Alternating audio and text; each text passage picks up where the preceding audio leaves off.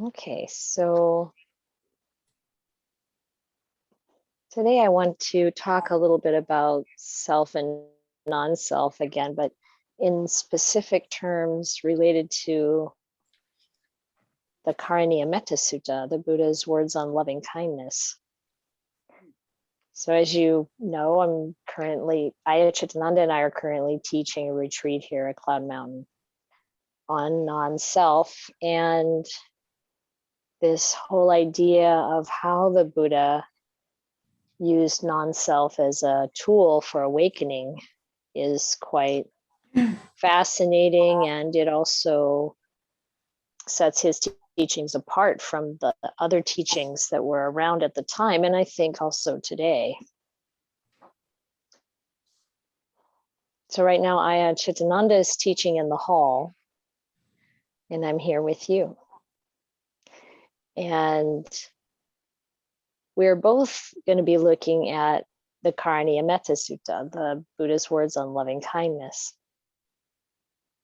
Because the Buddha not only talked about non-self, anatta, he also talked about self, atta.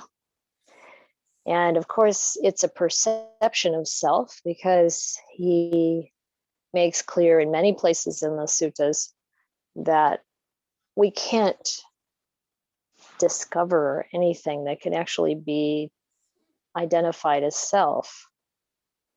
Anything we look at, any of the aspects of who we think we are, or what we might think would be self. And he's talking about a lasting self, something that doesn't come to an end or fall apart or depend upon other conditions to be in place.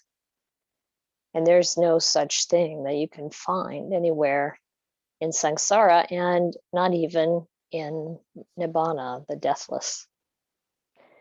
There's no self there.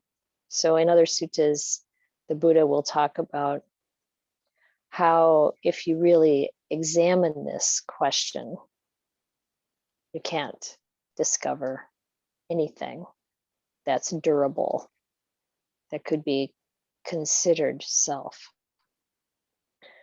But when he used the word atta, which is self, or sometimes it's translated as oneself, it's generally in terms of ethics, morality.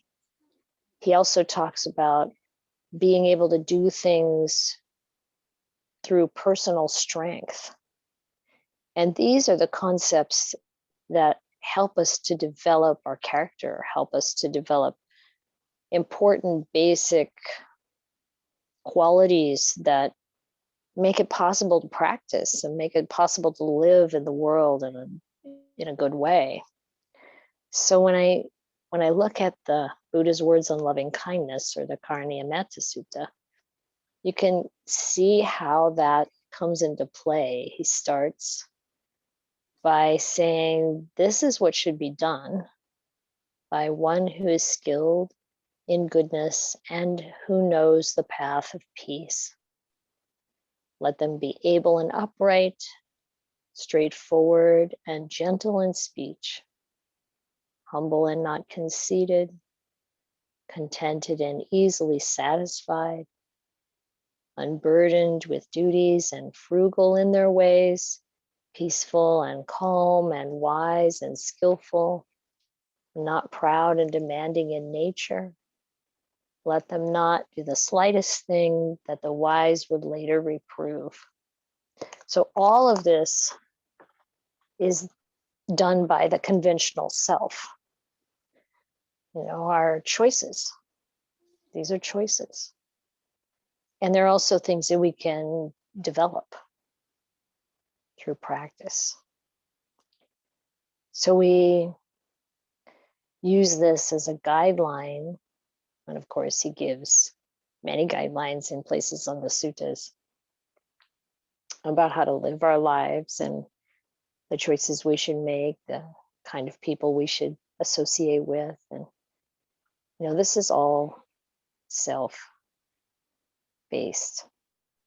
atta. Not an enduring, lasting self, but Chitananda just came back. The morning reflection isn't very long, by the way. No, I'm not chatty. I don't know if you can hear her. So the Buddha talks like about this, and then of course in the Karni Metta Sutta, he goes on. He talks about how we should think of other beings, and this is also coming from this conventional self. May they be at ease. May they have happiness and safety. And then the next section of the sutta, he includes everyone, the weak, the strong. He says, don't leave anyone out, no matter how great or mighty or medium, short, small, seen and unseen. So whether it's the devas or it's, human beings, whether you see them or not, whether they're nearby or far away, those who already exist in the world, those who are waiting to be born, may they all be at ease.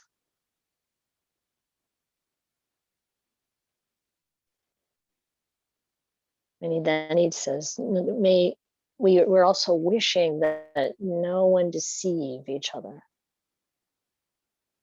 that we don't despise any being, no matter what condition they are in.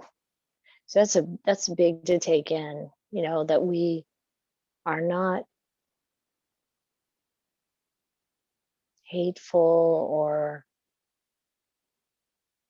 dismissive in a way of living beings, no matter how we feel about them.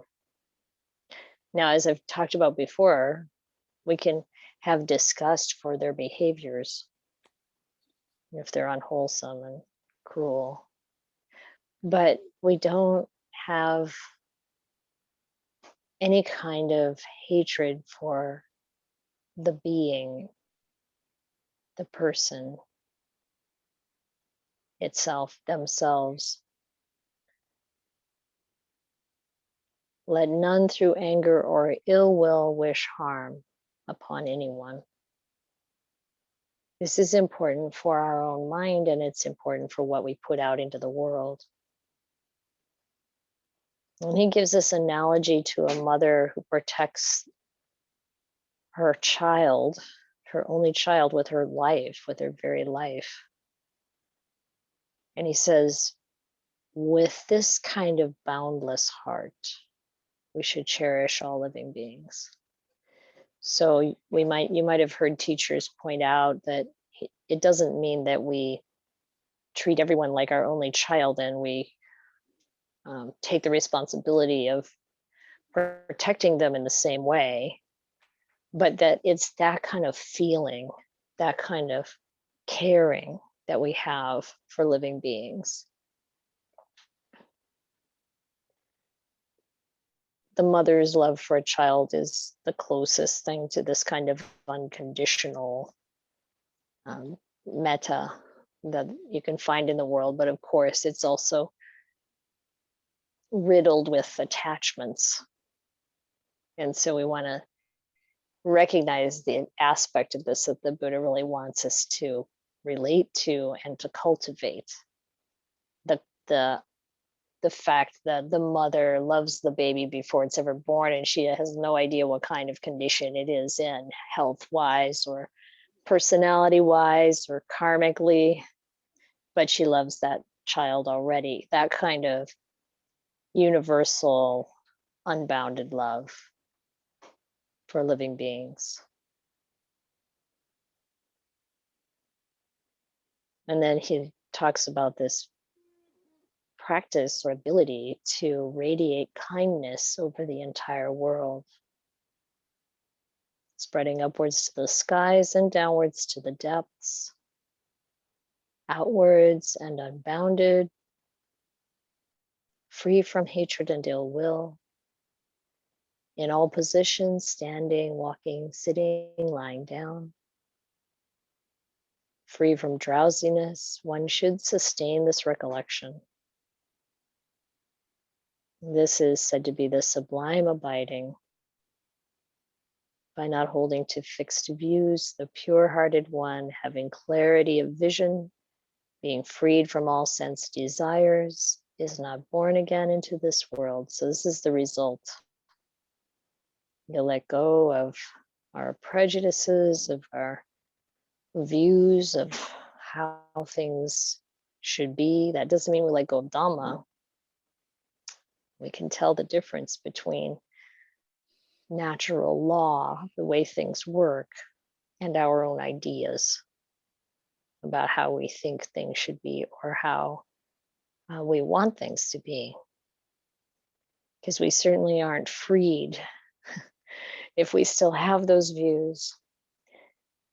Most of the time, our suffering comes from wanting things to be different than they are. So when we let go of our desires, both for the sense world, as he talks about here, and for the fulfillment of our views, then we can be free. And realize nibbana rather than continuing to travel around and around in cycles in samsara. So if from my perspective, when I consider this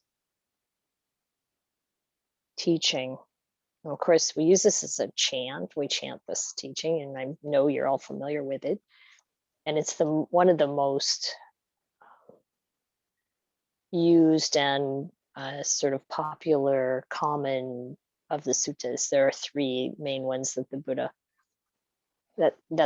taught that are used so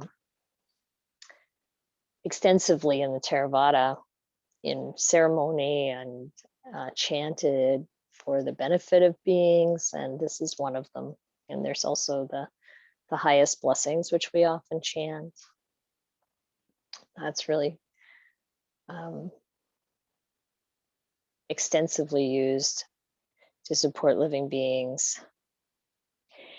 So it's like when I look at this in terms of self, when we start out, as I said, really coming from that place of atta, the conventional self, developing qualities, taking action that's wholesome.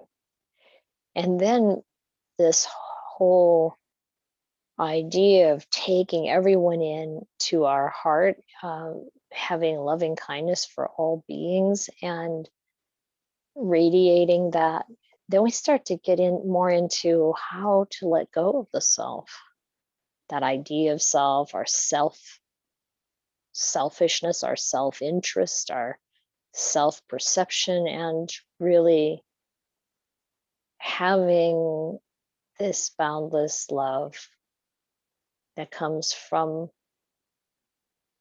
more of a place of non-self. This idea of self, the perception of self, fades as we open up to really caring and loving other beings, even the ones we don't see, the ones we will never know.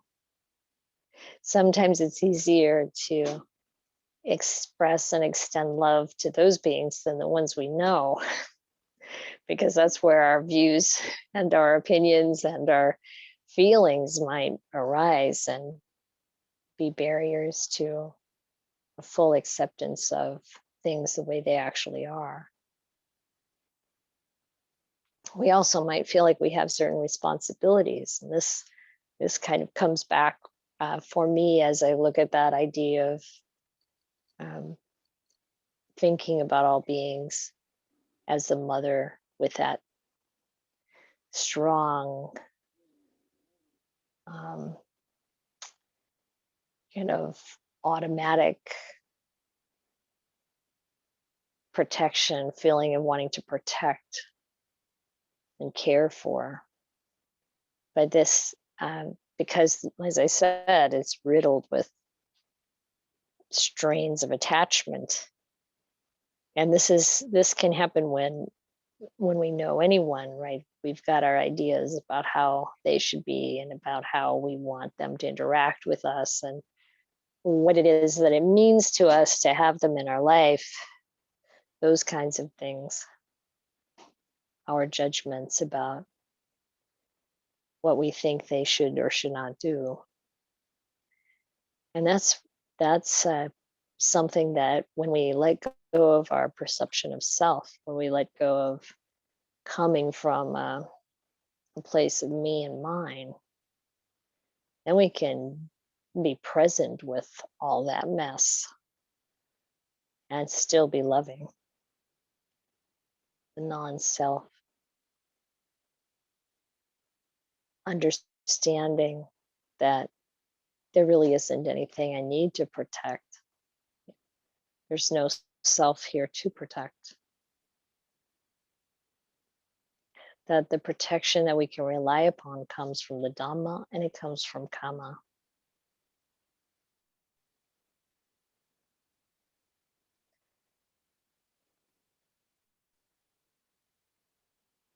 So those were some of the thoughts I wanted to share today.